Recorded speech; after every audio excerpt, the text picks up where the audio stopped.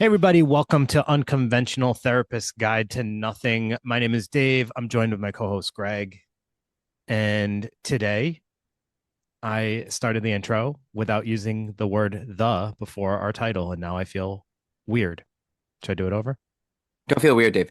The thing is, this is Halloween time. So we kind of take a little bit during Halloween and Christmas, we kind of do like the more relaxed fit, even though they might be a little more intense and scary, less research heavy, more kind of relaxed, more fun, I think. So even we're so relaxed that we're like late with the episode drop, which is my fault. I apologize. Been my fault quite a bit, but we will work on that. And we're here. We're making it in the week, Yep. so Yep. that's all good stuff. Dave, I wanted to talk to you about something because I've been watching a lot of like haunted stuff lately, and Netflix has that new show, which is okay.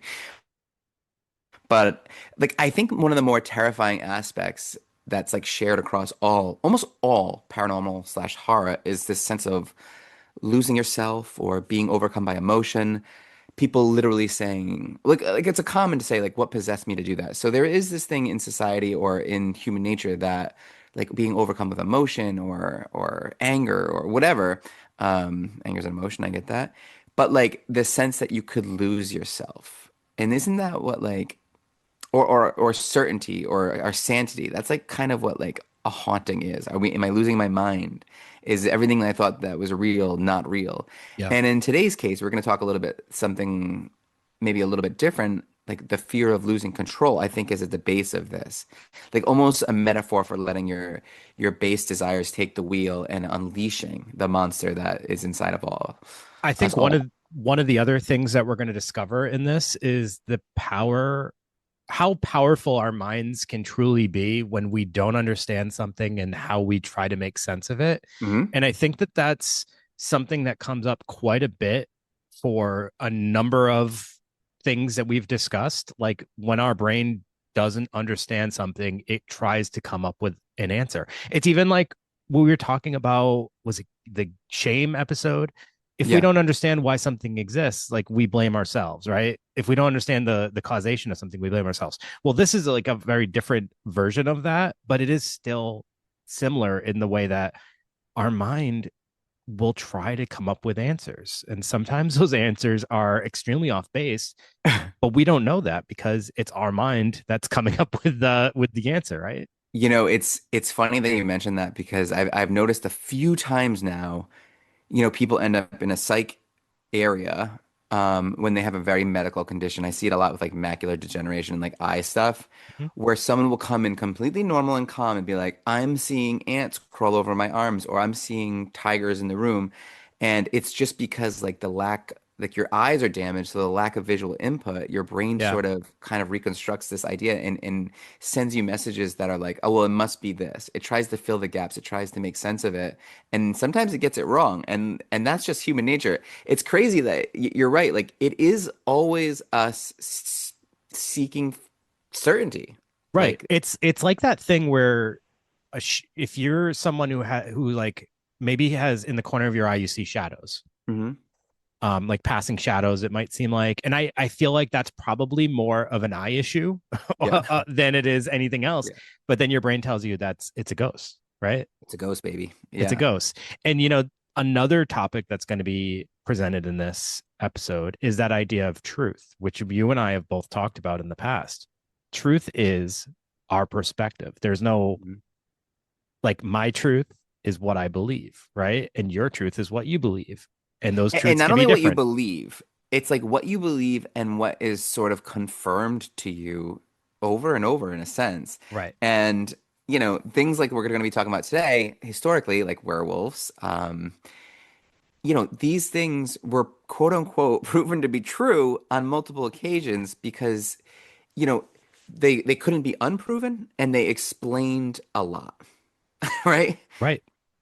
Right. So like so the reason why we're late is because we were going to do, I can blame my dad. We were going to do Like an my episode dad.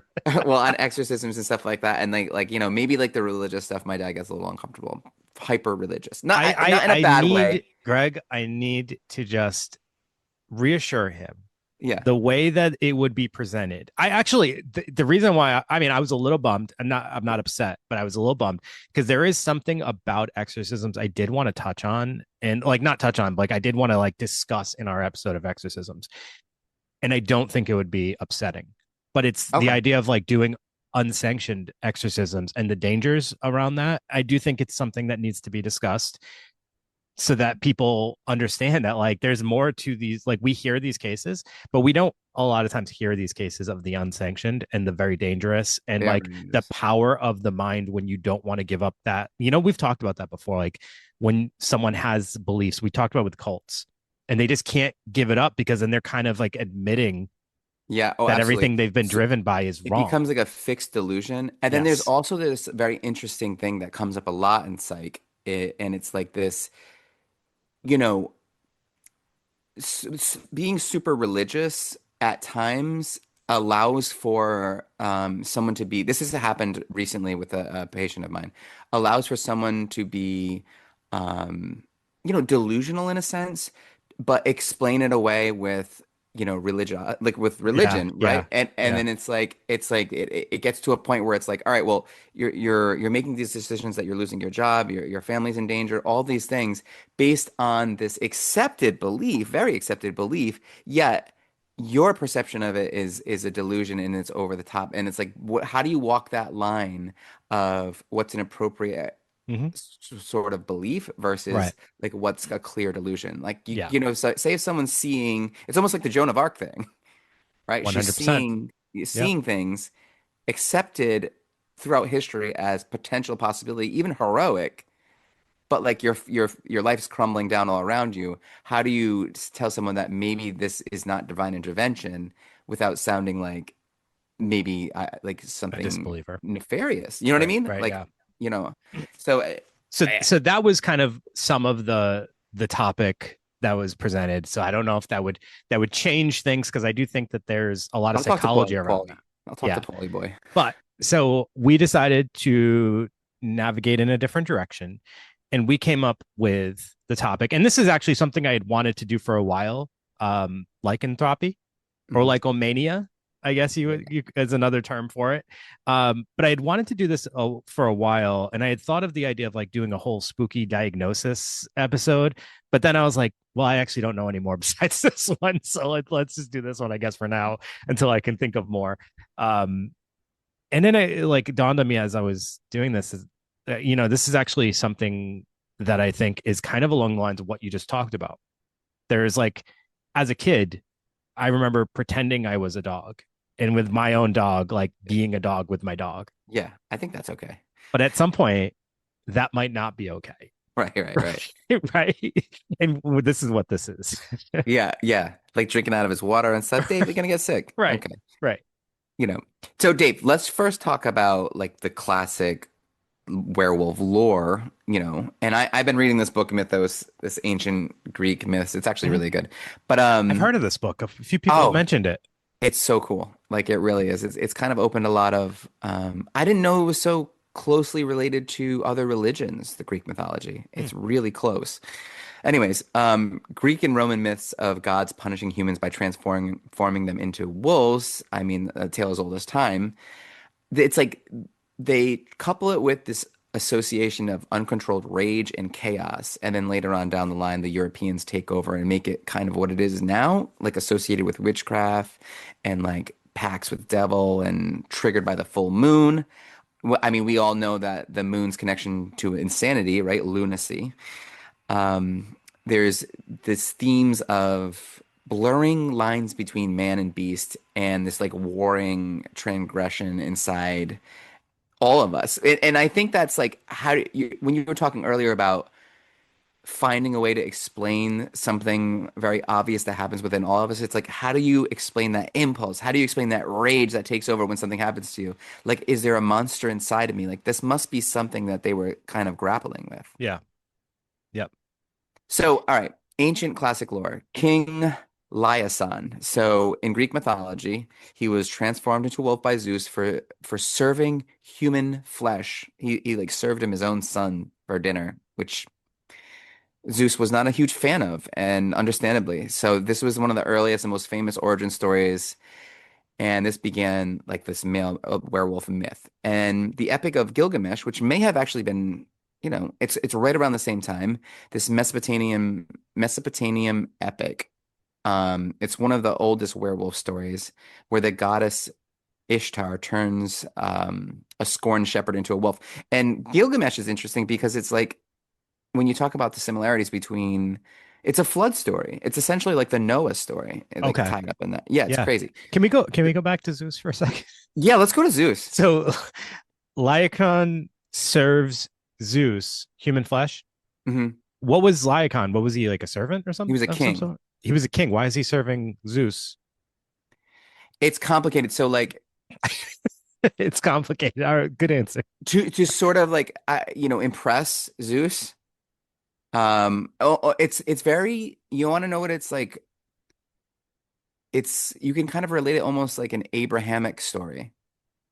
Whereas like he's almost like sacrificing his favorite child. He was like, it's not like he So hated this Zeus, kid. Zeus is a god. Lycon was a king. So he was like kind of giving this as like an offering to the Yeah, king. and the I mean, to gods the would god. come, like in Greek mythology, the gods would come down to like hang out with kings and like, Yeah. mate, like have sex with them and stuff like that. Why do you think he transformed him into a wolf? It was a punishment. Like you're a Is monster. it though? Like this is what you really are. I know, I know. So there's that side of it too, where you're like, I mean, There's worse. yeah. Well, in that story though, he can't like turn back and forth.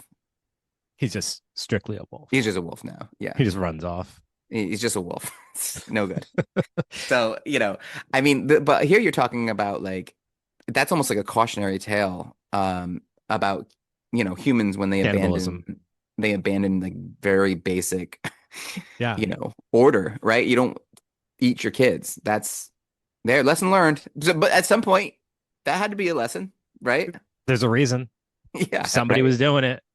And also like this idea of the loss of humanity in people. Just recently I read this thing Aristotle talks about, um, you know, men especially in that rage, and it's like it's like you have a chariot and there's two horses tied to the chariot, and it's like rage and like aggression and it's all this stuff, courage maybe. Mm. But he says that like, if you're not the guy in the chariot in control of these things, then your life's going to be chaos. But without these things, you're not going anywhere, essentially. Yeah. So it's like you have to have these like like these strong emotions and these its impulses. It's just about learning how to control them, and I think that's kind of where this folklore all comes from. I'm I, still trying to like get over the idea of like Lycon going up to Zeus and being like, "Can I you're gonna interest love you in a this. taste of my son Chad?" Yeah. You know what's messed up about that story is he didn't know. He just ate it. That comes up in Greek mythology a lot. Like people, to get someone back, they like serve them their like favorite child. It's like, oh, and they love it. They're like soaking it up with bread. Mm. And then This is really gamey, actually. yeah, then it's a huge problem.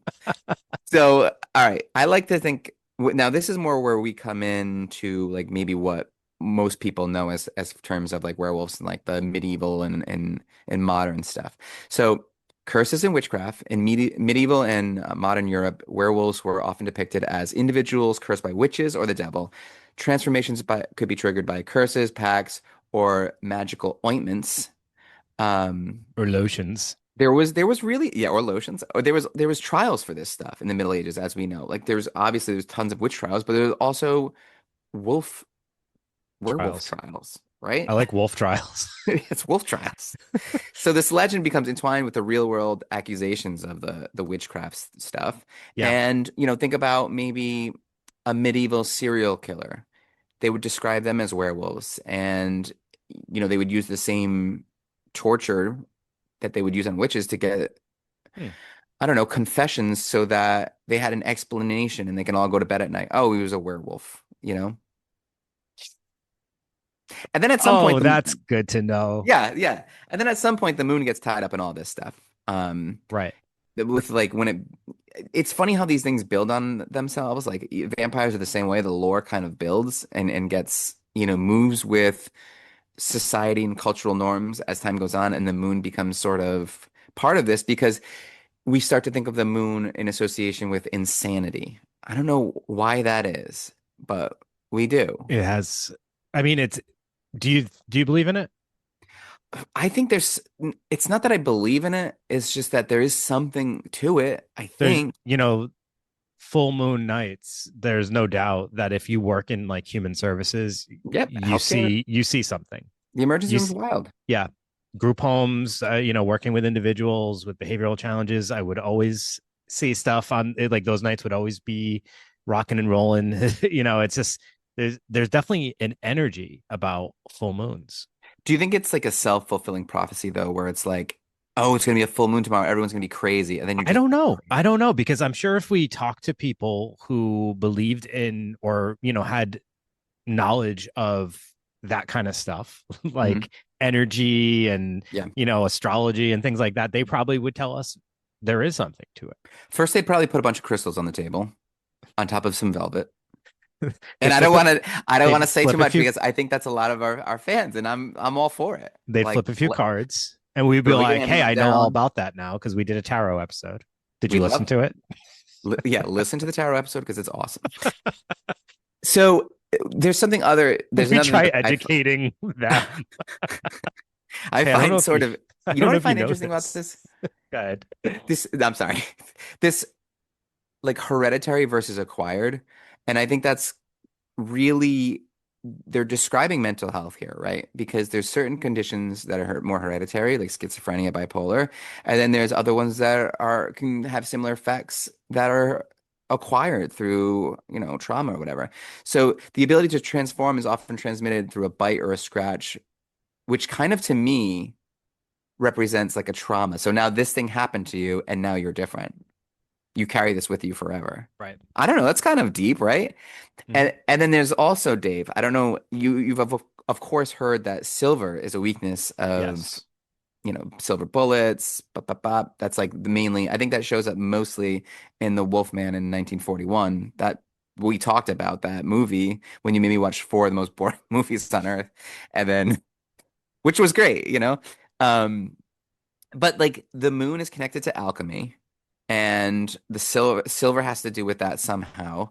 And there's also this thing that I found that's really interesting that it just kind of saw it as like the bottom of some paragraph, and it was that Judas paid 30 pieces of silver to, he got paid that to betray Jesus, Mm. and maybe the silver represents like the guilt and it hurts them as like a reminder of some damnation, as if Judas is like the embodiment of all evil at this point, or at Right. least connected to it. And if you read Dante, Judas is down in the lowest part of hell with the devil and Brutus, Judas Brutus, down there. You know what I mean? So So so kind of along the lines of Lycaon and yeah, Zeus. This ooh, there's like a contrast here with these two ideas, right? Judas and Jesus, Lycaon and Zeus. It's betrayal betrayal and punishment, and punishment. and then more, and then it morphs into internal struggle, Right. right? Like struggling with your humanity and your control of your violent urges or your the things that it's almost like to me living in accordance with your values versus living based on your impulses and your desires and all that stuff. Yeah. And we also talked about in the past how um I don't know, Dave, to us it seems a little representative of or maybe a historical explanation of like bipolar where like when maybe if we talked about exorcism we might talk about like dissociative identity disorder, we might talk about schizophrenia, we might talk about bipolar, but we would also probably like because the werewolf now in a modern context is like someone who you know is baseline at times, maybe a little Yeah. down sometimes, but has these moments where they just kind of Rage, anger. rage, Yeah. I mania. mean, anger, it's representative of anger in many Sure. ways. Like just like that inability to manage or self-regulate your emotions. Mhm. Um, And yeah, definitely, there that's kind of how we see it now. It's also about identity. And that's something I never had really thought of until I started to look more into this. So there is a clinical lycanthropy or Mm. lycomania, which is a psychiatric syndrome where the patient believes they have delusional um, belief of turning into a wolf, right? So this is a super rare thing. Like, how many cases do you think? Rare. Not many. Not many, not many at all. But here's another thing. There's also this idea that so it's a specific kind of animal, right? We're talking about turning into a wolf specifically. Now, Right. if you looked at like turning into any kind of animal, there's zooanthropy, I think, or zoanthropy. Which is the condition where you have the belief you're turning into an animal, such as like a lion, a tiger, hyena, shark, crocodile. So lycanthropy is specifically for turning into a wolf. Isn't that kind of interesting though? That is interesting. There's like a broad umbrella one, but then there's like, and then canine thropy, I think is turning into a dog. You had that. That was me. Yeah. Yeah. So, but it's interesting why wolves. And I think you kind of just covered a ton of why wolves, why it would exist that a werewolf or turning into a wolf would be a specific one of them because they're Well, so heavily embedded in our history or in yeah, culture. especially like they were always a threat. They were always the thing that were going to take out like your people, right? And they would do it, and it must have seemed so angry, right? And like Right. your sheep and all these things, like you're always they could really affect your livelihood. It is a part of our history It as human beings. is. For some cultures, it's probably got a heavier influence than Mhm. others, I would assume.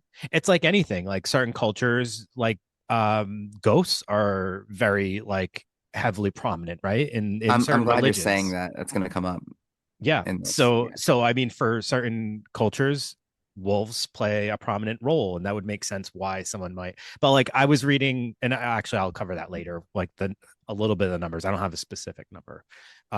So some people think that this could be caused by delusional misidentification.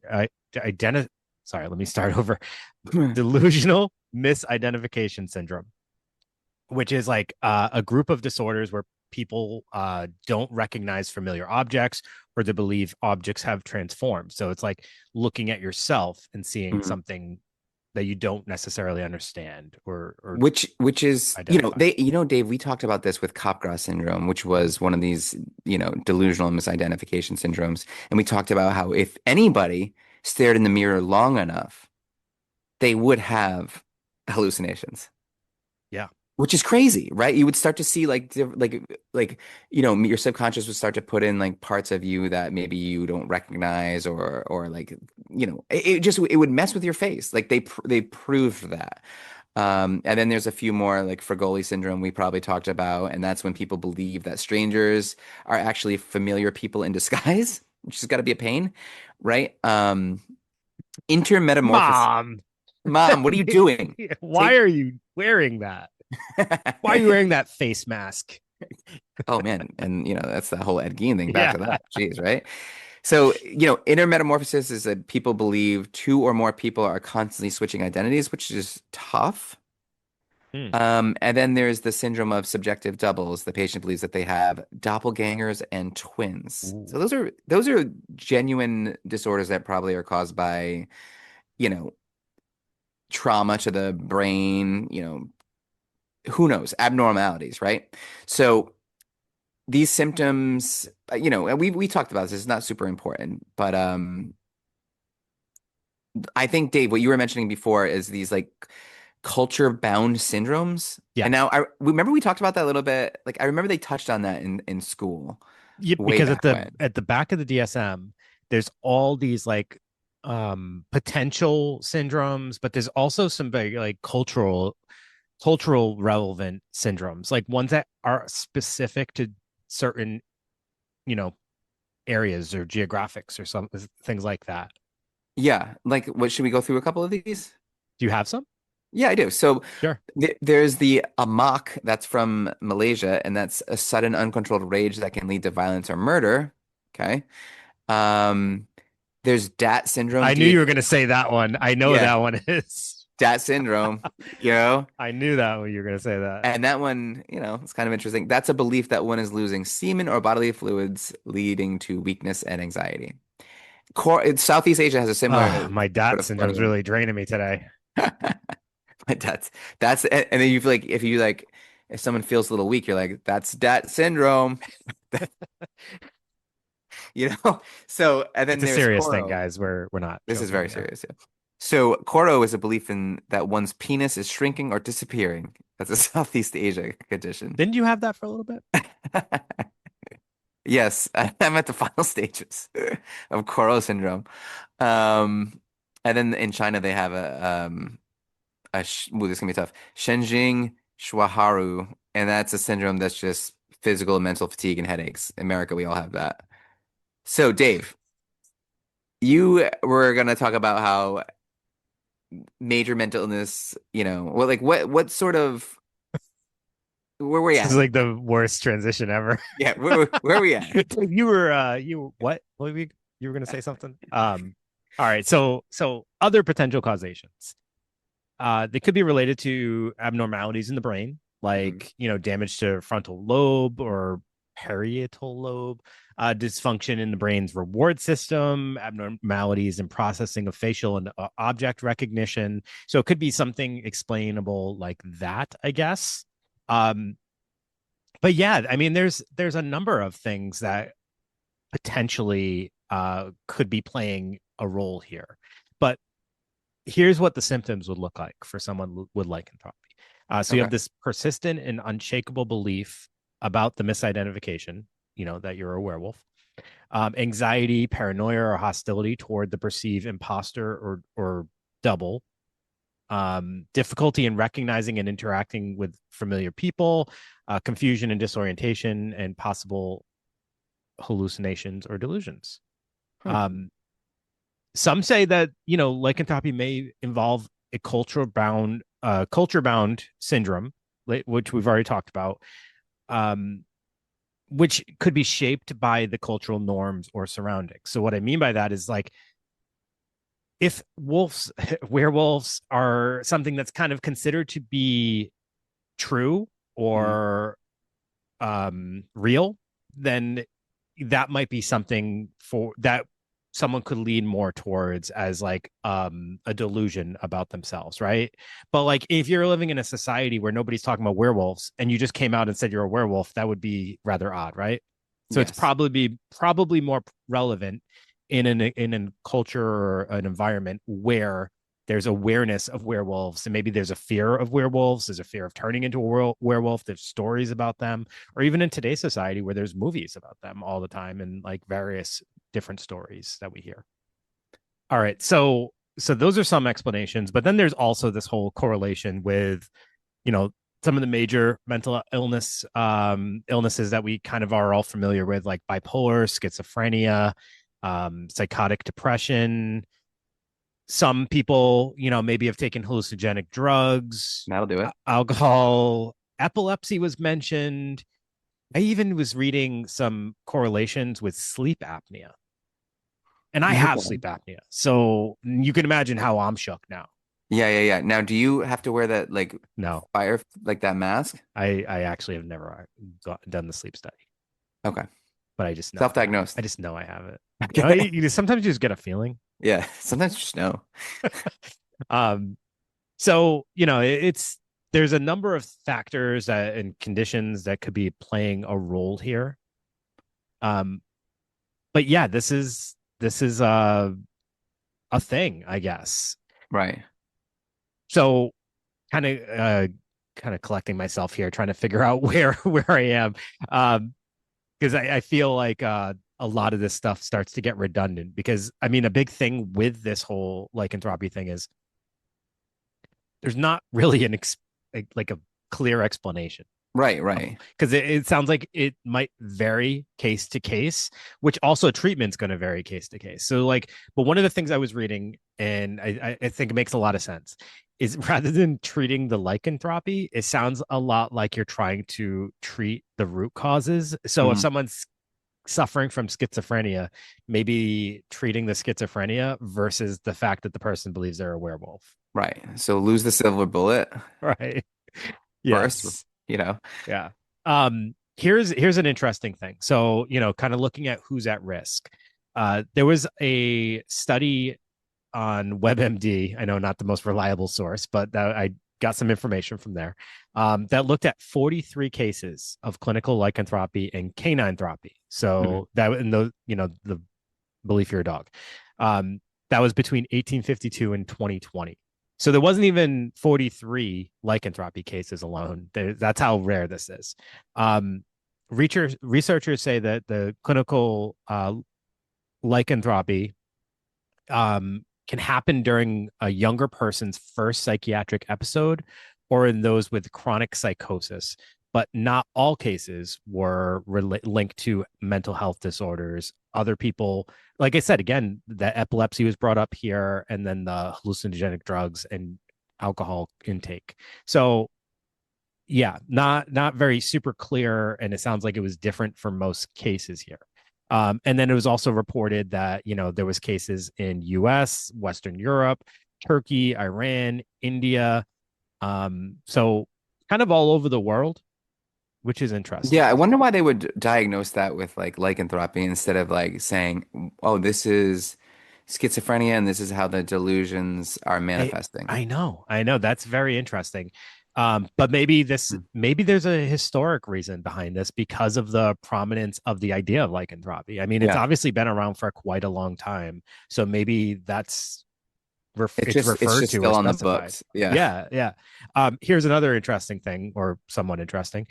So there were 56 cases that a researcher found of meta- delusional metamorphosis into animals, not just werewolves, right? So of those 56, 25% of the patients were diagnosed with schizophrenia, Mhm. 23% with psychotic depression, and about 20% with bipolar disorder. So again, kind of a varied range of diagnoses here, but all within the same like realm. Yeah. And among the patients, 34 were men and 22 were women, and their symptoms lasted anywhere from a single hour to decades. So it's like really broad and does seem to impact both men and women as far as like zoanthropy. Yeah. Not that I'm laughing. This is serious. I mean, to me, Did you realize it's like an actual thing? no, to me it seems like they are calling, so what if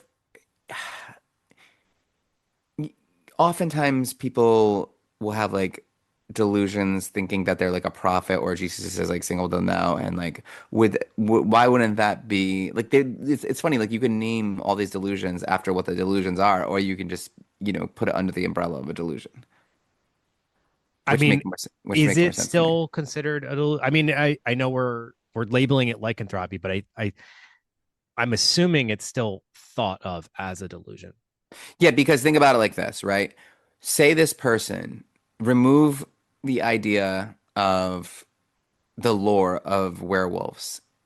That's not going to take away this person's capacity for delusion. The delusion would be represented in some other way Right, if they had never exactly. heard the And story of and that's where we're getting into like yeah. just for everyone's understanding, that's where we're coming up with that like that cultural Right. relevance of it. So in cultures where werewolves have relevancy, that's where you're most likely going to find lycanthropy.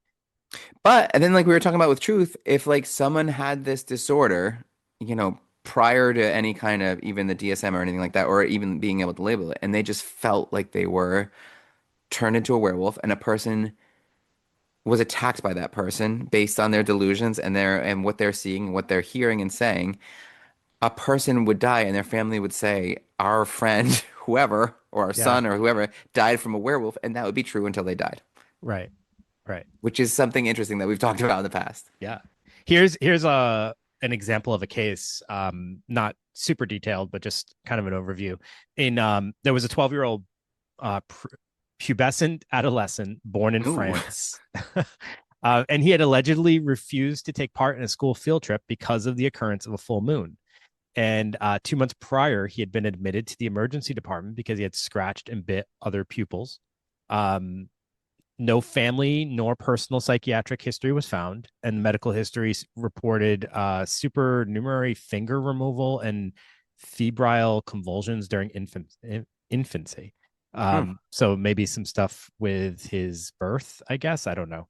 But he had distant and inhibited contact hypomnemia and thought blocking. And he exhibited delusional ideas of wolf metamorphosis. He was often heard werewolves telling him to join the pack. Yeah. He often looked at himself in the mirror, believing in his eyes had changed color and his teeth had lengthened. And I also read that his mother had discovered deliberately torn trousers.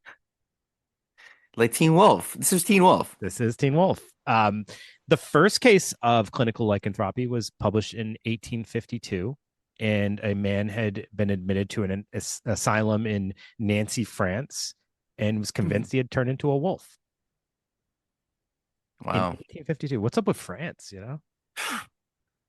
France, they turned into wolves. A lot of wolves, a lot of countryside. Yes, yes, that's a good point. Yeah.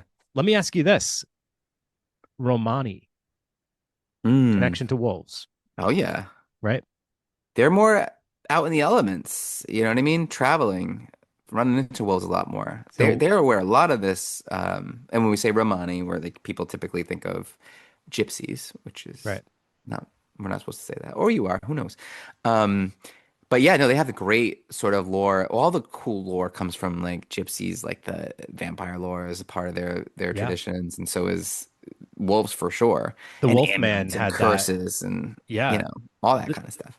the Wolfman, the 1940 something classic, was his transformation happened, after he ran into a Romani woman, and I think a curse was put on him or something Mhm. along those lines, if I remember correctly. I can't remember.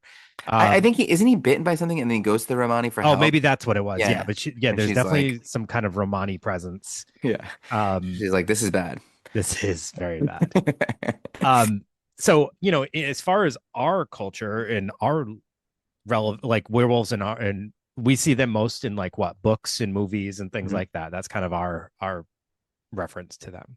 Yeah, you see them like remember Twilight, the no shirt Yes. vampire. Yep. Jacob and Edward and Team Jacob was werewolves.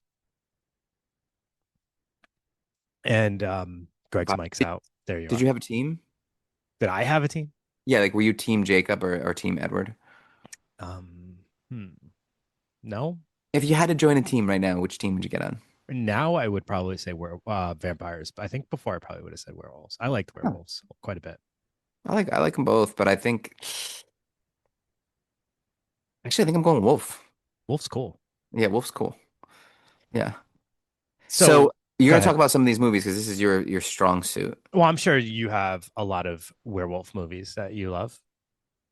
Well, I do love Teen Wolf quite a bit. That's one of my all-time favorite movies. I've watched Styles, that so many times. yeah, I've seen it 1,000 times. It's Yep. it's great. And the whatever they tried to do when they remade it like this to like this like teen drama like whatever was awful. How about Well, people how about like Teen Wolf I never 2? saw it. Jason Bateman boxing, Yeah, I never watched it actually. No, not I great. know. It's not known It's to be not teen, good. dude. Because like think like the father in Teen Wolf and Oh, the Michael J. whole Fox. the whole scene where he's in he learns about his mom, right? And Mm, she was killed or something like that. And the principal, I think, makes a reference to her like being in like chicken pens or something like that. I, yeah, I can't remember exactly how it goes, but the whole scene where he's in the bathroom and he's changing, and then all of a sudden his dad knocks on the door and he's like, what is everything okay? And then he opens the door and his dad's transformed into the yeah. It's werewolf. great. It's It's so perfect. great. And then he's like the coolest person in the world. Michael J. Fox was just the He man. was so He cool, still and is, but like the prom and just the basketball scenes, like as a wolf, just awesome. it was Just amazing. just a great cast, and then Boof. Like, Oof. what was the Yep. deal with Boof anyway? Like, what? She just liked him so much. She liked him so much. But some other classic movies involving lycanthropy. We got The Howling, Hmm. which had starred Dee Wallace, who a lot of people might know from E.T. She was the mom. Um, but that was, classic werewolf movie from the 80s. Hmm. We have Bad Moon, which I'm sure many people probably haven't seen, but it's another 80s werewolf movie, or maybe early 90s. I can't remember exactly the year. Leave it to Um, Dave to leave some obscure movie that no one's seen. well, I mean, Bad maybe Moon. I think, yeah, it's awesome. It's so Okay, cool. we'll check it Uh, out. Silver Bullet, one of my top. Stephen King. Yes. Actually, it's based on the book Cycle of the Werewolf, I believe, and stars Corey Haim in a wheelchair and Gary Busey. Fucking And awesome. I don't know the priest's name, but he was in Twin Peaks and he was also in People Under the Stairs. And he's super creepy as the priest. I freaking love that movie. I've seen it You know what's so many great times. that you're mentioning Corey Haim for people this time of year? One of my, like, if I make a list of movies, make sure you hit these for October. Lost Boys is always on that list. Yes. It's one of my Lost favorite. Boys is amazing. Cry Little Yes. Sister, the saxophone in Yeah, the beginning, yeah, yeah. Such a great movie. Such a great such a movie. great movie. Vampires, yes, but still also amazing. So yeah, Oh Corey Haim yeah, was in a of vampire course. and a werewolf movie. Very cool. Very cool. So I'll listen, never and forget then that one opening last scene. thing I will say, um, because just because we're talking about movies right now in Halloween and like, it's a relaxed fit, so it's not all research. Um, I think that one of the best sort of creepy, sort of funny movies is like this movie that I think goes underrated and it's under the radar for most younger people, and they should do yourself a favor and check it out. It's like Tom Hanks at his best, The Burbs. The Burbs. Yeah. I don't It's know. Have great. you rewatched that recently? I have. Do you not? You don't think it holds up? No, I mean it's still good. I think I remember it as different, Incredible. a little Yeah. bit different than I when Yeah. I rewatched it. I was like, oh, it's good. No, definitely good. Yeah, definitely Oh, good. that's the beginning of the Thriller video. I'll have to watch it again. Maybe there's just on an off night. I'll have to watch it again. The beginning of the Thriller video is incredible. When I was a kid, Dave, The maybe the maybe you, thriller video is, yeah, it's like yeah, epic. Yeah. epic. And when that was so big that when Dave and I were children, that when I would go to Blockbuster Video, you could rent the Thriller video. Oh yeah. And it was like the making of Thriller too, like you get the whole thing. But like it was that I werewolf scene, great. I did not know this existed, but my friend just showed me the other day. The Bollywood version of Thriller is incredible. I have to You check it have out. to YouTube it immediately. It is incredible. The Bollywood version. I Definitely will. check it out. Now, I did want to mention a couple more. So obviously we talked about the Wolfman as being one of the classics, but predating that was Werewolf of London, which I Hmm. also highly recommend if you're into classic horror, like black and white classics.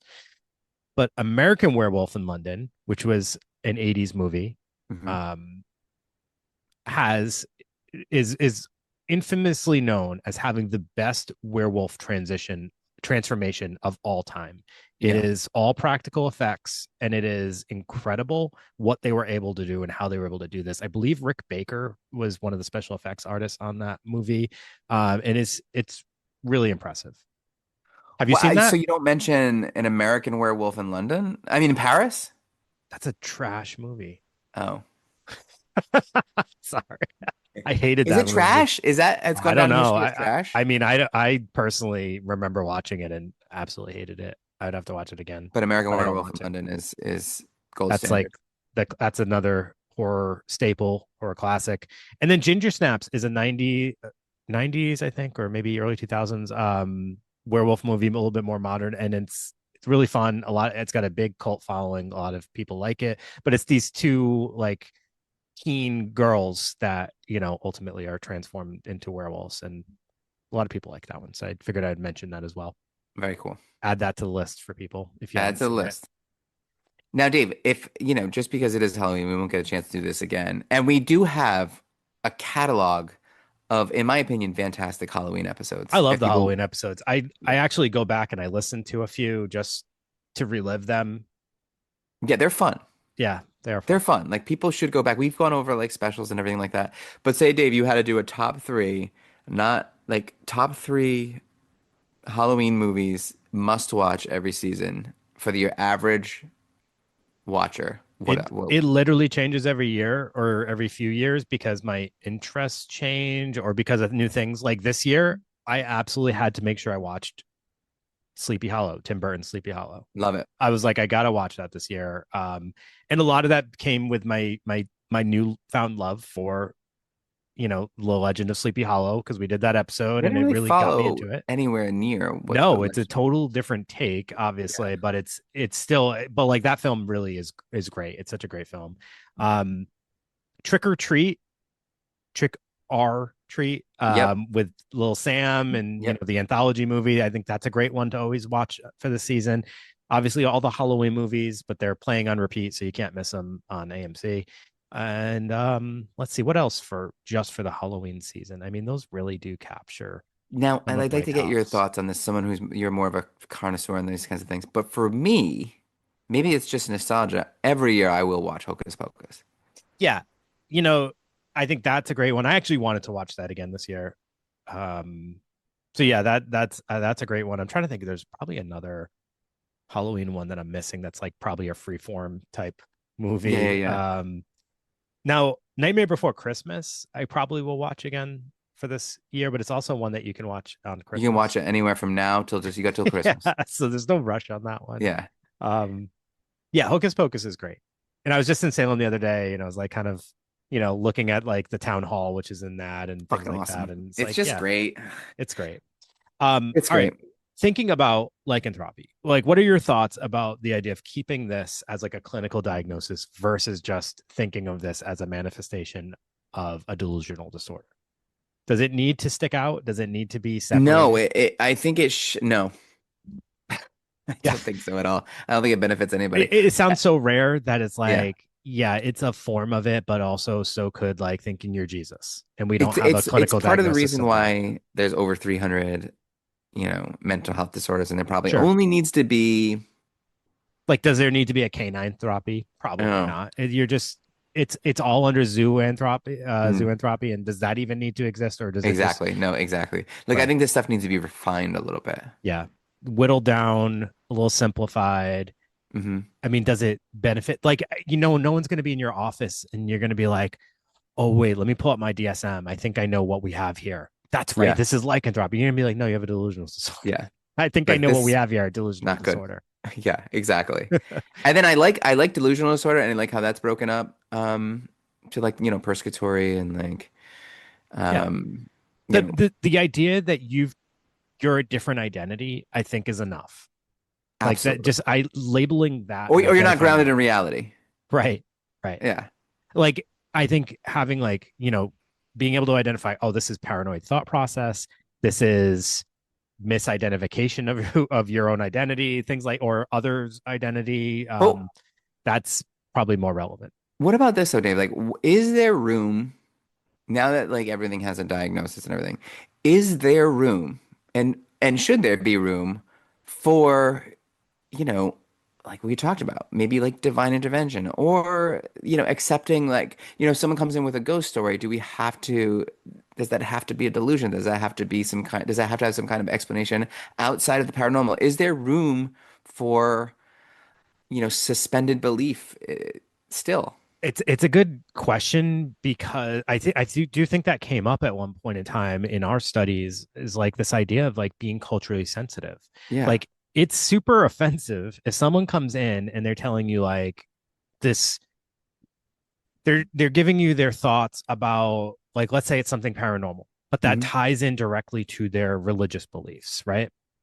And it's still under the realm of like maybe it's not an extreme delusion, it's not harmful, it's just their thought process. Like I believe I'm seeing the spirit of my passed away spouse. Hmm. If I'm just like you're delusional, that's it, Not good. but if that's like their cultural religious beliefs, like I'm basically just telling them that that's all delusion, that's Well, what if incorrect. they're like, I've saw, like, I mean, I saw the passed away individual, whoever, and they're telling me that I need to sell my house and quit my job.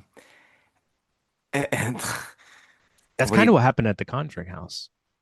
Did you hear about yeah, that news no. story? The recent owners, which the Conjuring House is going to be being put up on auction, but the recent owners fired an employee because ghosts were telling them that that employee was like stealing from the business or something like that. What do you make of that, Greg? Dude, yeah, like that's the first of all, Because it's the that context. person, It's where it is too.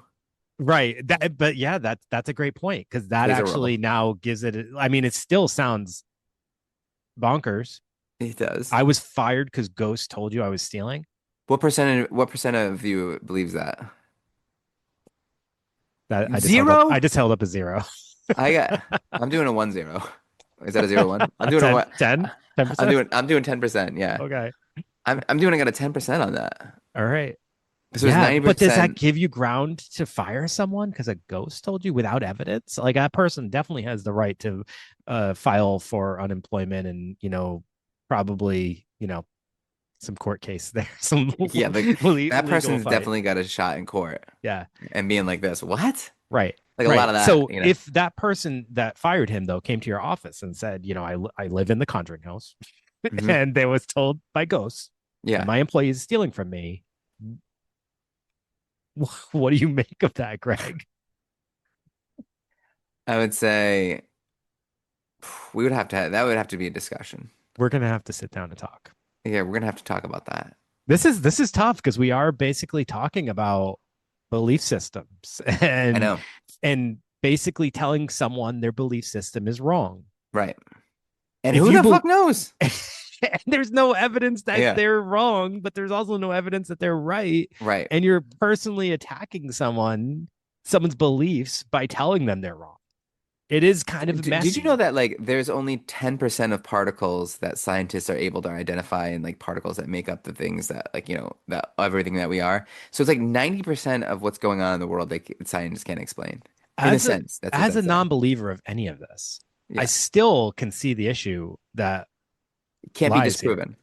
I see that like also the issue with telling someone their belief system's wrong. I see the issue with telling someone like they tell me this in confidence, and then I tell them, "Well, you have delusional. you, Yeah.